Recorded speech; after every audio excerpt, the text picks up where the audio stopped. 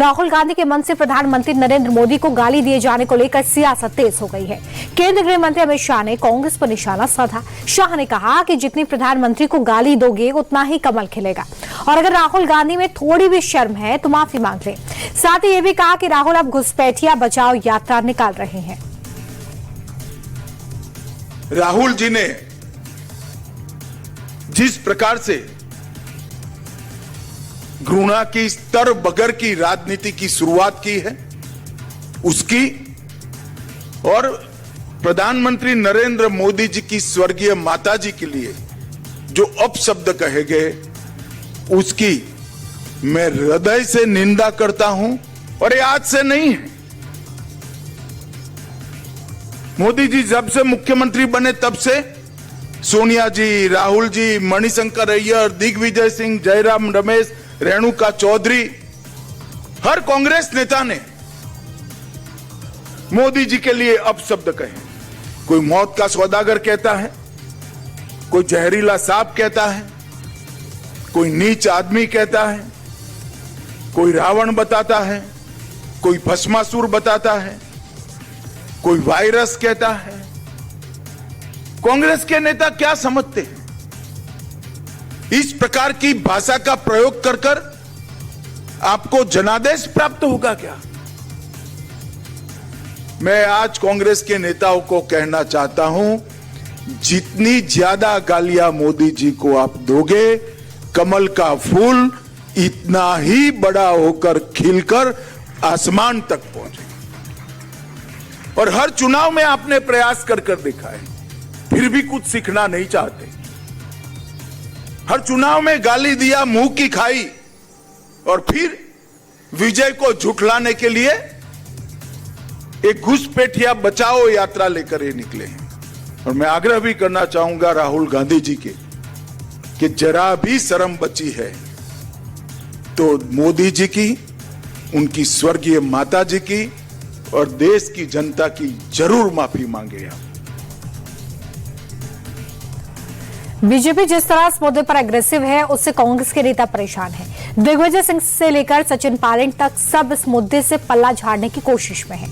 कांग्रेस के नेता बीते 24 घंटे से एक ही बात कह रहे हैं, जिस मंच से प्रधानमंत्री को गाली दी गई वो मंच भले ही कांग्रेस का था, लेकिन कांग्रेस पार्टी के किसी व्यक्ति ने मोदी को गाली नहीं दी। जिसने गाली दी उनके खिलाफ एक्शन लिया जाए। किसने बयान दिया, किसका बयान है, इसकी जांच पड़ताल होना चाहिए। कोई नहीं चाहेगा, कांग्रेस का कोई व्यक्ति नहीं चाहेगा कि प्रधानमंत्री के कोई निजी परिवार पर किसी प्रकार का अपशब्द बोला जाए। ये कांग्रेस की संस्कृति नहीं है। पकड़िए उसको, खिलाफ कार्रवाई करिए। संभल इंसाइडर रिपोर्ट सामने आने के बाद यूपी के सीएम योगी आदित्यनाथ ने विपक्ष को निशाने पर लिया।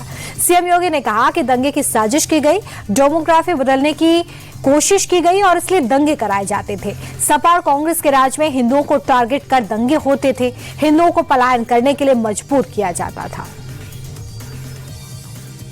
आपने कल देखा होगा न्यूज़पेपरों में, आज के न्यूज़पेपर में और कल के विजुअल मीडिया और सोशल मीडिया रंगे हुए थे। संभल में 24 में वहां पर जिस प्रकार का दंगा करने की एक साजिश हुई थी, उस दंगों की साजिश का कल जो कमीशन, न्यायिक कमीशन बना था, न्यायिक कमीशन ने अपनी रिपोर्ट दी है और न्यायिक कमीशन की उस रिपोर्ट के कुछ अंश सामने आए हैं।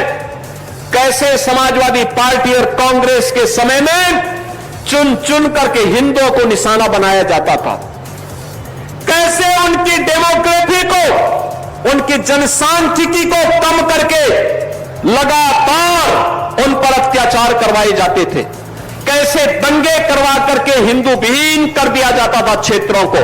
लेकिन आज एक डबल इंजन की सरकार है, डेमोग्राफी को भी नहीं बदलने देगी और जो भी डेमोग्राफी को बदलने का दुस्साहस करेगा उसको स्वयं पलायन करने के लिए मजबूर होना पड़ेगा, क्योंकि अब बिना भेदभाव के शासन की योजना का लाभ हर नागरिक को प्राप्त हो रहा है। अब तुष्टीकरण नहीं, संतुष्टीकरण के माध्यम से सशक्तिकरण की तरफ हम लोग आगे बढ़ रहे हैं।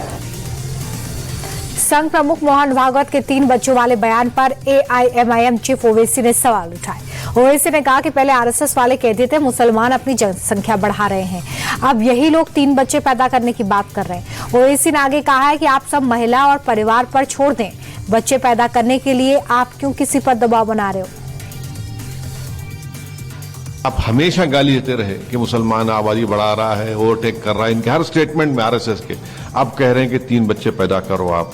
फिर ये लोग बोलते थे कि पॉपुलेशन कानून बनाया जाए कि जिसके 2 बच्चे ज्यादा होंगे उनको गवर्नमेंट जॉब ना मिले। इनके बीच RSS के एक मेंबर ने राज्यसभा में एक प्राइवेट बिल भी पेश किया था। तो अब RSS ये कह रही है कि 3 बच्चे आप पैदा करिए, तो हम ये जानना चाह रहे हैं कि अचानक तब्दीली कैसे आ गई। सपा अध्यक्ष अखिलेश यादव राहुल गांधी की वोटर अधिकार यात्रा में शामिल होने के लिए पटना पहुंच चुके हैं। अखिलेश 2 दिन तक राहुल और तेजस्वी के साथ यात्रा निकालेंगे।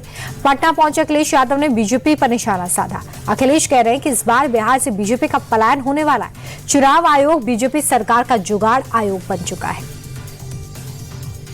अवध से हम लोगों ने बाहर किया बीजेपी को, अब मगध के लोगों की जिम्मेदारी है भारतीय जनता पार्टी को बाहर करने की। अवध से हटाया है बीजेपी को, मगध से भी बीजेपी हटेगी।